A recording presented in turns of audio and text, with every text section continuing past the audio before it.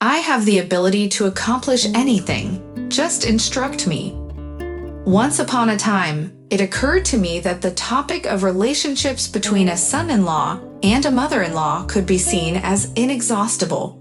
However, the more real-life stories fate brought my way, the more convinced I became that the most captivating theme was the relationship between a mother-in-law and a daughter-in-law.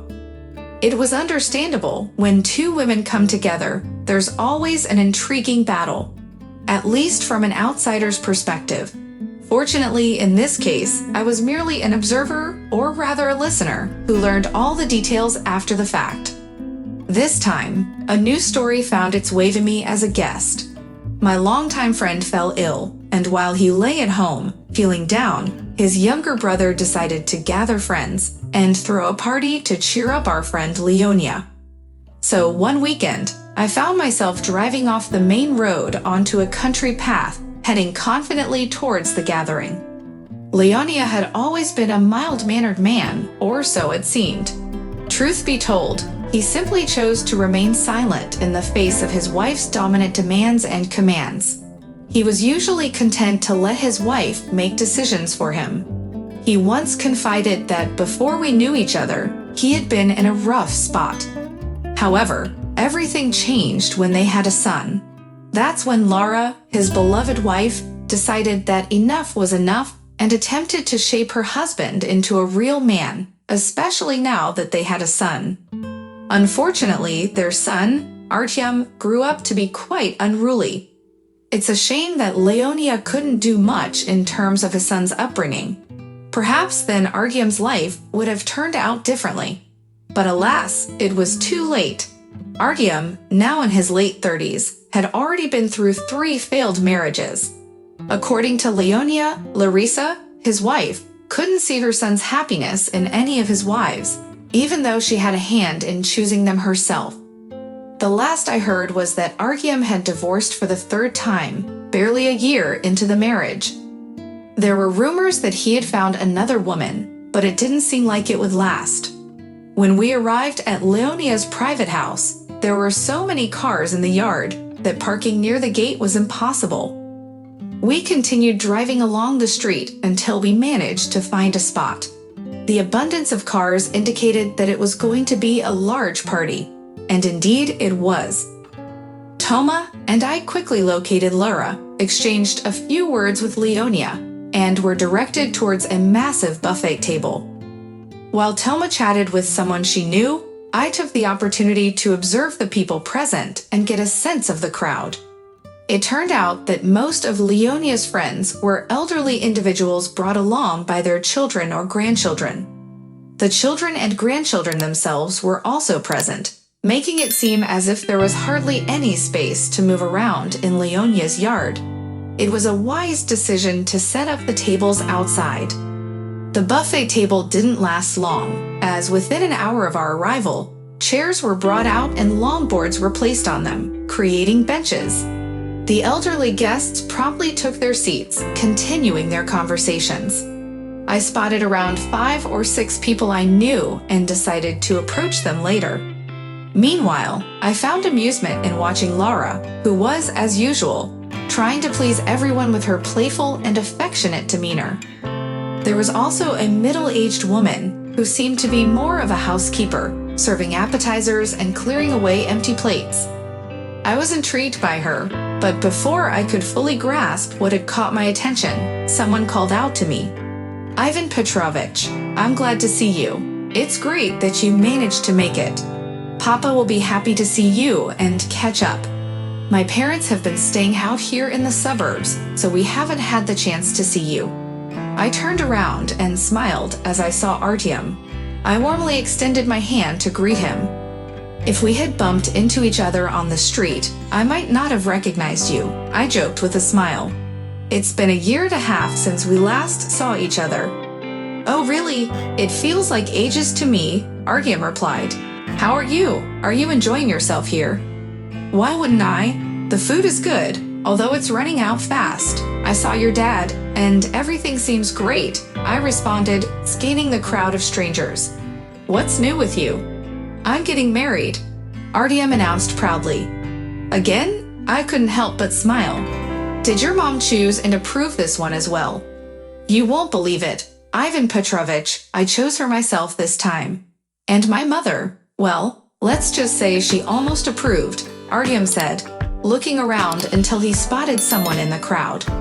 There she is, my Ida. She's over there by the table with the tray. I wasn't even surprised when I realized that Artyom was referring to the woman who had caught my attention. She's only earlier. 5 years younger than me, Artyom continued, watching his bride-to-be. Fortunately, she waited for me and didn't marry anyone else. Well, congratulations, Artyom, I patted him on the shoulder. I hope this 4th time is the charm, at least when it comes to marriage. Artyom didn't have time to respond as his mother called out to him loudly. Lara rushed towards her son like a kite, saying something quickly and pulling him by the hand into the crowd of guests. I made my way to the table, searching for something delicious to eat and a place to sit. Just as I approached the edge of the bench, Ida appeared. She skillfully rearranged some appetizers from one dish to another, adding and removing empty plates. Can I help you? I asked out of habit, as I often assist Toma with clearing the table after guests. No way, Ida replied with a smile. You're here to relax, so sit back and enjoy. I'll take care of it. Ida said this while keeping her focus on replenishing the appetizer dishes on the table. For some reason, I felt that this was my chance to learn more about Artyom's fiancé, and I didn't want to miss such an opportunity that might never come again. I didn't mean to offer just any help. I continued with a smile, but firmly. Is there any chance I could assist you? Really? Ida asked, surprised, looking directly at me. Yes, these appetizers are so tiny. The portions, so to speak, are not suited to me, I said, stating the first thing that came to mind. I was hoping to help carry the dishes to the kitchen and maybe grab something out of turn, so to speak. Some of the guests here are lightning fast. I spoke with a smile, but with a convincing tone. Ida beamed and nodded towards the house, saying, "Let's go." I didn't need to be asked twice, let alone persuaded. I wouldn't mind, Ida unexpectedly replied. I'm actually afraid to handle these dishes. They're rentals. The company that provided the appetizers brought them with these plates, and I'm scared I might break something. Aren't you worried that I might break them too? I asked, smiling and already approaching the sink. The main thing is that it's not me. Ida laughed. Otherwise, Larisa Genadievna will dissect me later, like an onion, layer by layer, and I doubt you'll get anything out of it. Seizing the opportunity, I immediately struck up a conversation. First, I talked about our encounters with Lara and Leonia. Then I genuinely expressed my concern about Artyom's unsuccessful marriages. In about 15 minutes, we were already chatting like old friends. I addressed Ida using you, and she simply called me Petrovich. That's true, Ida confidently replied when I asked about her relationship with Lara. If you handle things wisely, you can overcome any problems. Well, judging by your tone, you must have been wise, I responded, prodding her to continue.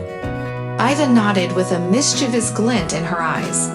Then she glanced around to make sure no one else could hear us and began her story. I've known Artyom for a long time, so to speak. We didn't know each other personally at first, but his reputation preceded him. I was a freshman while he was in his 5th year. We were at the same university. That's when we started hearing stories about Artyom and his mom.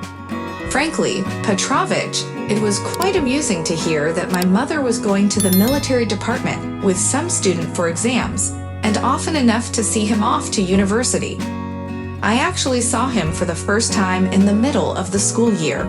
To be honest, I thought he'd be some kind of geek or a clueless guy, but Artyom was just an average, ordinary guy who didn't particularly stand out among his classmates.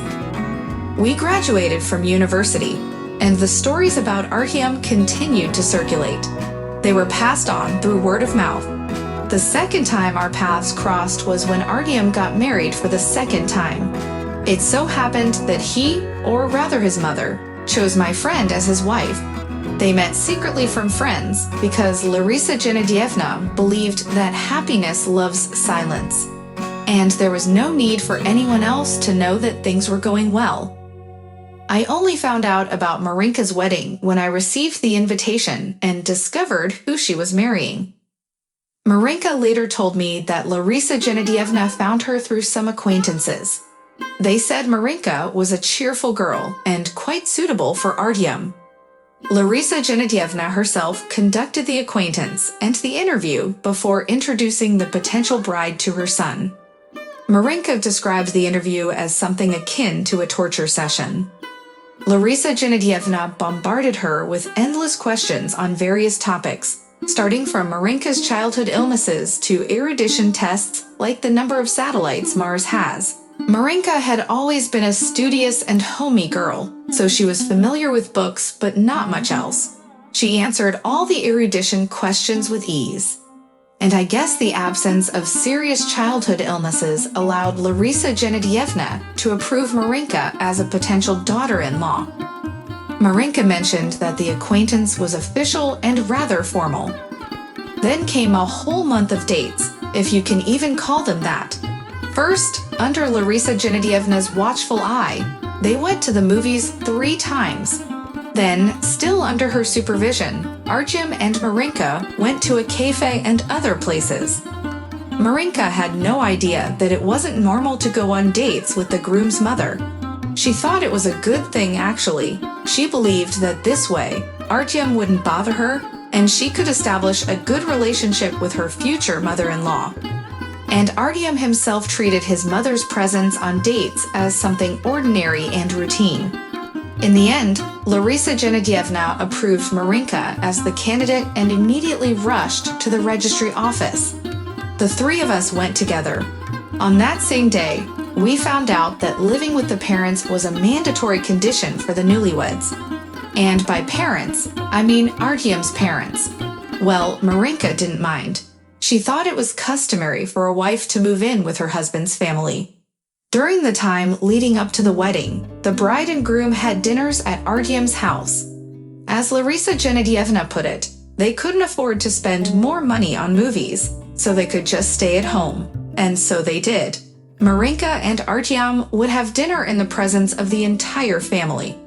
Later, they would all gather to watch evening shows on TV, and at 9 p.m., Artyom and his mother would accompany Marinka home.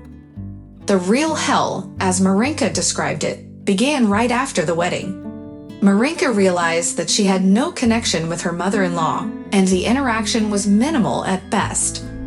Larisa Genadievna went from addressing Marinka as Marinaka to simply calling her Marina, or most of the time, that useless thing.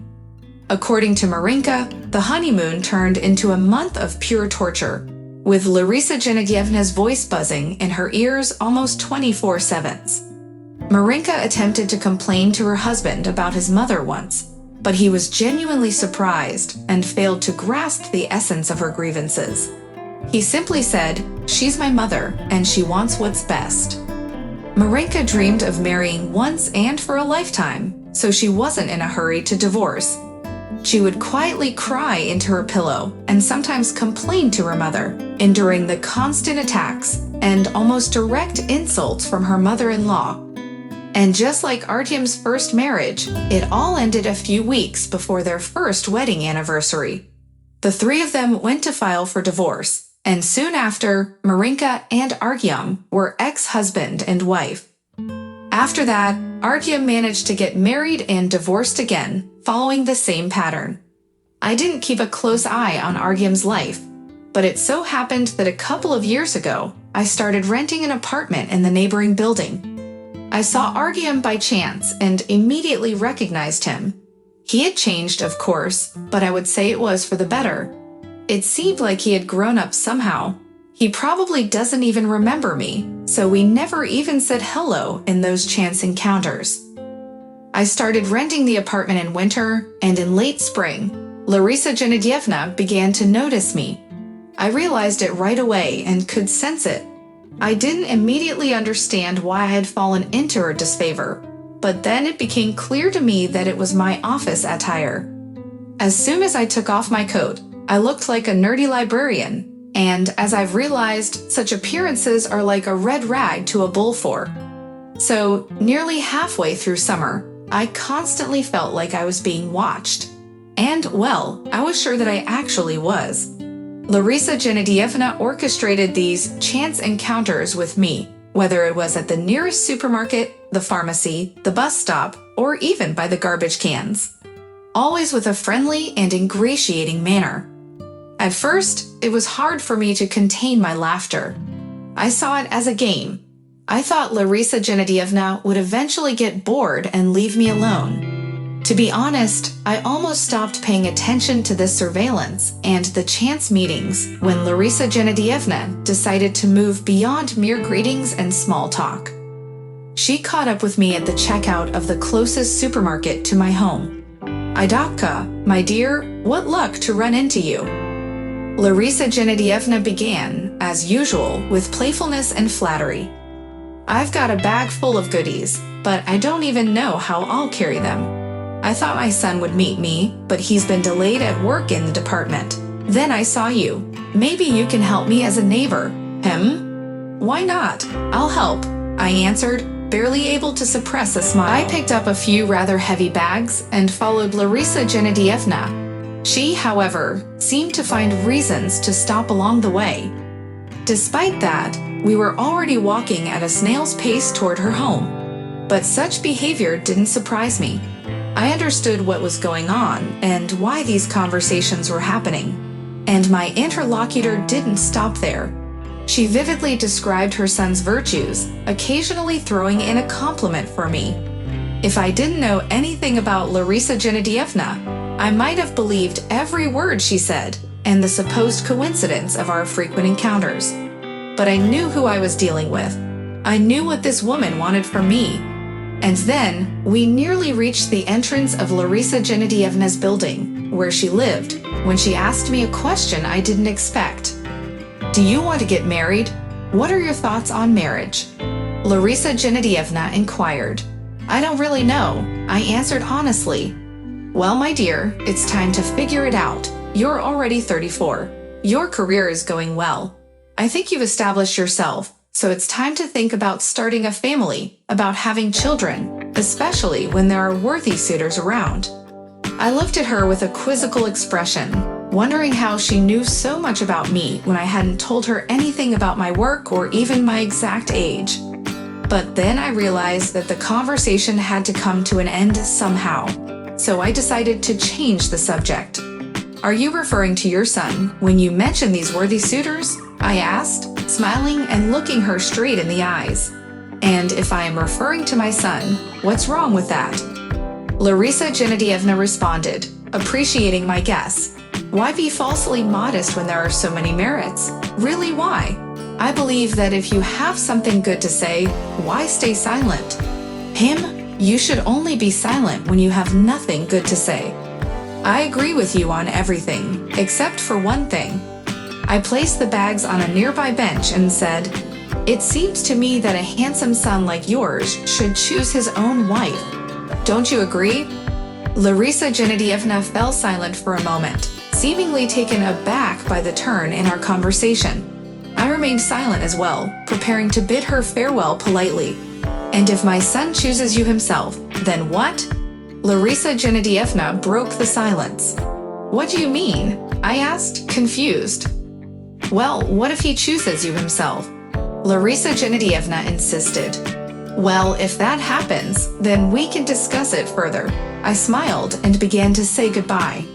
You know, Petrovich, for a while, I was genuinely unsettled. I couldn't let go of the question of whether I wanted to get married. I took a closer look at my life, but I couldn't find an answer. I had suitors when I was still studying at the university, and then, well, maybe there were some who showed interest, but I didn't notice. My goal was to stay in this city and advance my career as quickly as possible. I didn't care about suitors or weddings. I moved from the university dormitory to a family dormitory. How could suitors find me there? Then it was all about finding a job, and another one. I eventually reached a point where I could afford to rent a room, and later, an apartment. And now, after a recent promotion, I treated myself to a 2-room rented apartment in a good neighborhood not far from work. But suitors and weddings, I pondered and pondered, and then I decided that it was indeed time for me to at least consider the idea of finding suitors, and if I was lucky, getting married. And that's when Artyom started appearing in my life more and more frequently. It's no coincidence that Artyom and his mother had these random encounters. In our first encounter, we coincidentally met in the neighborhood when I was taking out the garbage. Then we supposedly bumped into each other in public transportation, even though Artyom and I took different routes. After that, we saw each other at the supermarket. You know, Petrovich, by the time Artyom asked me out on our first date, I was already considering doing it myself. Artyom turned out to be a genuinely pleasant and likable man, and I genuinely wanted to get to know him better. Who knows, perhaps a spark would ignite between us later on. So when Artyom suggested going for a purposeful walk in the park, I nearly agreed out of sheer joy. Before saying yes, I asked, "Can we go for a walk in the park together?" And when Artyom answered affirmatively, I agreed. I was glad that this time Larisa Genadievna wouldn't be joining us. It was terrifying to imagine how she would survive such an intimate date with her son, just the two of them in the park during daylight. But she survived, and after the first date, there was a second, a third, and even a fourth, all of which were surprisingly enjoyable and without the presence of Artyom's mother. I genuinely enjoyed spending time with Artyom, and he, in turn. Well, I was more than satisfied with his company. Idaka, my dear, you understand that I can't let my son live in a rented apartment when he has his own. Larisa Genadievna began when we sat down at the table with some sweets and started sipping tea. "Are you against our relationship with Artyom?" I asked, slightly surprised. "No, not at all," Larisa Genadievna quickly reassured. "I'm all for it. I just mean, why go through the process of getting used to each other in a rented place when you can stay here with us? It'll be supervised and comfortable. I'm a good hostess, and I have everything you need at hand.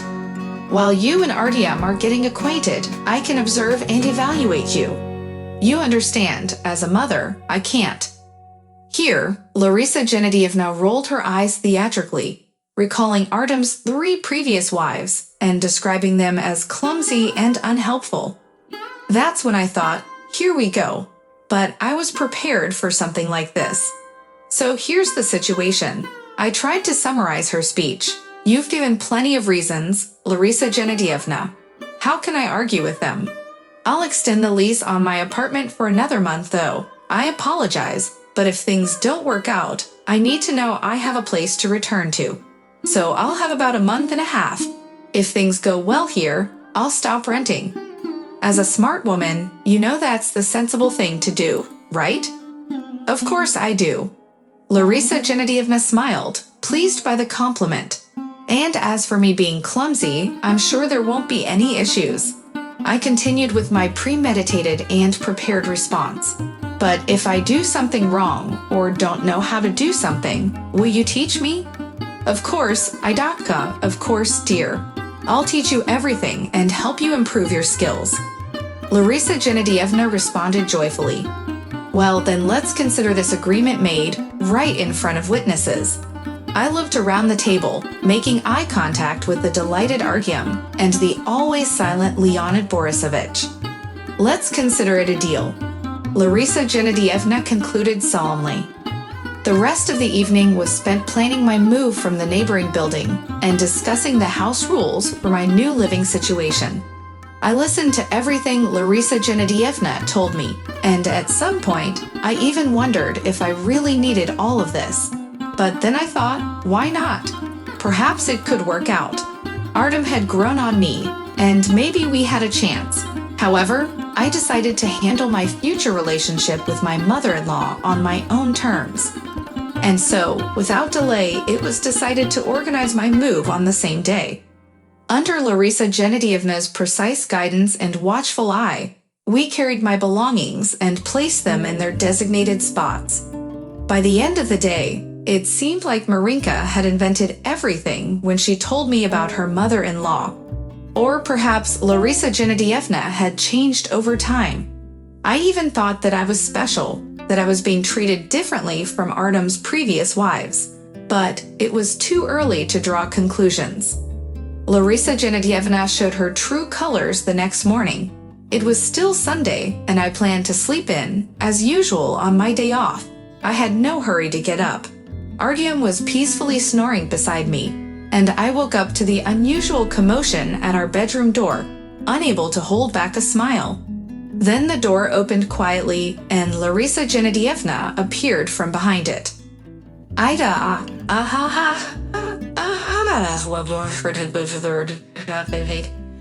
I closed my eyes, pretending to still be asleep.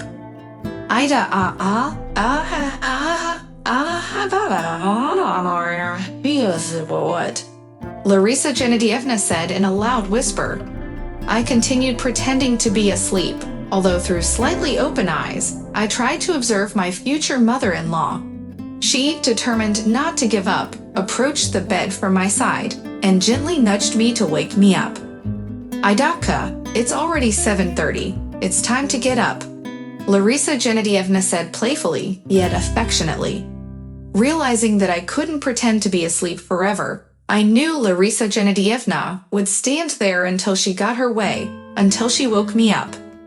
Oh, Larisa Genadievna, it's you. I tried to sound sleepy as I spoke. Sha, Larisa Genadievna whispered loudly. You'll wake Artyomashka. Let him sleep while you have breakfast. Come on, you have 10 minutes to get ready, and I'll be waiting for you in the kitchen.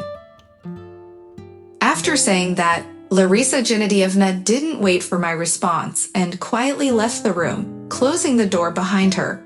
No matter how much I wanted to stay in bed, I had to get up. I couldn't afford to mess up on my first day. I quickly went to the bathroom and then headed to the kitchen, where I was assigned the task of making cheesecakes. Artyom loved having them for breakfast on weekends. As soon as I started transferring the cottage cheese into a bowl, the instructions began. Why did you choose that bowl? How will you mix everything in there? Larisa Genadievna said sternly. Take a larger one. I smiled without turning to face her. It was time for me to put my plan into action. Larisa Genadievna. I stopped smiling and turned to her as she sat at the table. We agreed, in front of witnesses, that I can do anything if you teach me.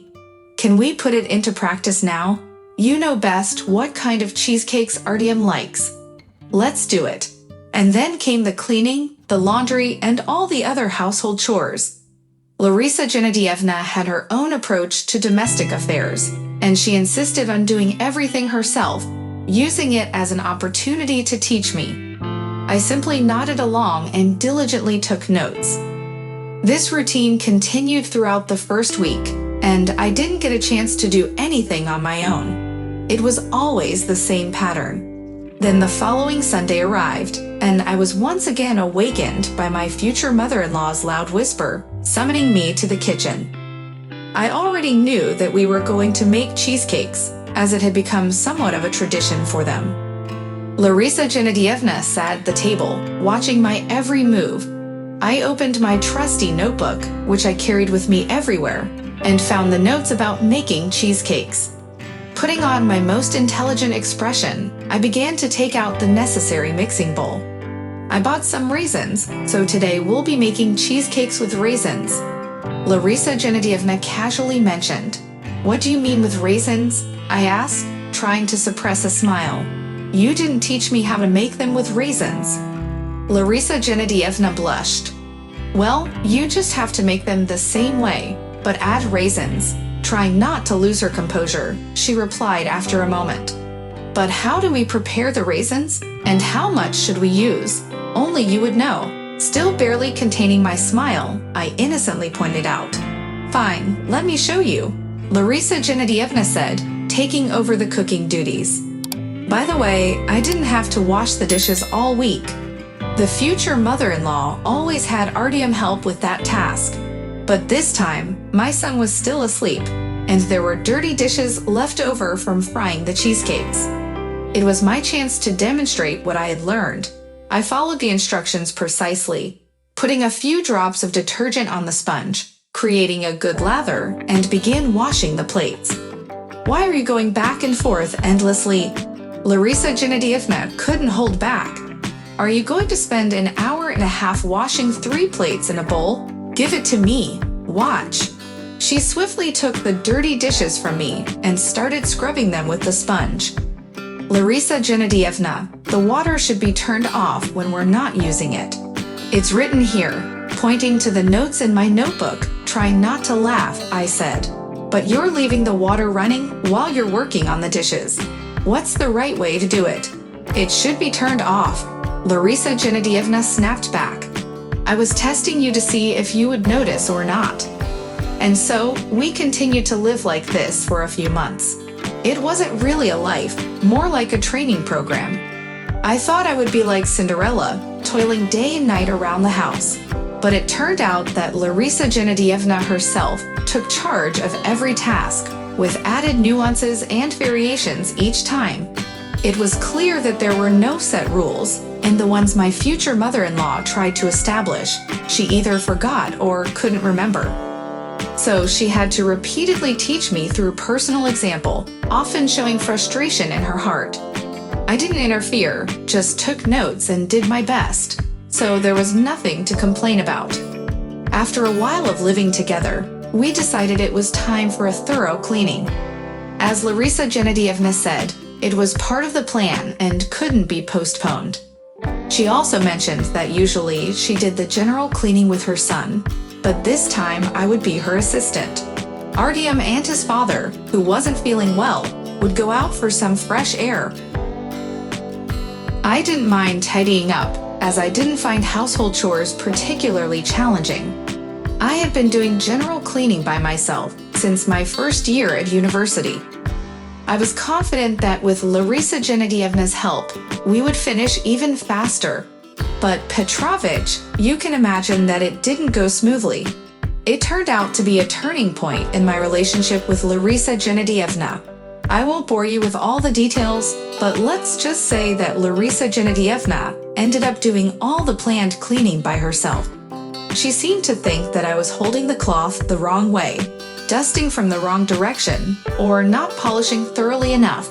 In the end, my notebook was filled with dozens of pages of notes, and Larisa Genadievna looked utterly exhausted. It was as if she had single-handedly unloaded 10 coal cars. I knew from Artyom that Larisa Genadievna usually didn't even touch the general cleaning. Her husband and son took care of it. When her husband wasn't feeling well, it was Artyom's responsibility. But this time, Larisa Genadievna took charge, deciding to clean the cupboards, the bookshelves, and even wiping the books. You know how it goes. She felt that if she was going to do it, she had to do it thoroughly. But she underestimated the task, and this cleaning proved to be a challenge for her. But let me assure you, Petrovich, there was no fault on my part. I didn't refuse to work. I did everything diligently. Larisa Genadievna was the one who would snatch the cloth out of my hands, saying, "And so it happened." We hired a moving truck and began the process of moving our belongings. At the dacha, we started organizing and cleaning to make it suitable for living. Larisa Genadievna faced the choice once again, whether to entrust me with the cleaning as I knew how to do it, or to show me by example. As usual, she chose the first option.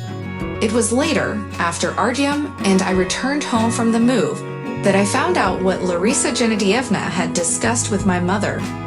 She had tried to convince him that I wasn't a suitable match for him, and that I was unnecessary in their lives. But fate seemed to have destined Artyom and me for each other. How else could we explain the fact that he, who used to obediently follow his mother's wishes, now expressed his own opinion and insisted on it? He told his mother that it wasn't fair to make him choose between her and me because his choice might surprise her. He also expressed his desire to try building a family with me. If it didn't work out or he didn't like it, then he would end the relationship. But it would be his decision alone. Larisa Genadievna didn't love me, but she didn't want to lose her son. so she agreed to live at the dacha, at least for a short time. And to her surprise, she ended up enjoying it there. In the city, she had no friends, but there were plenty at the dacha.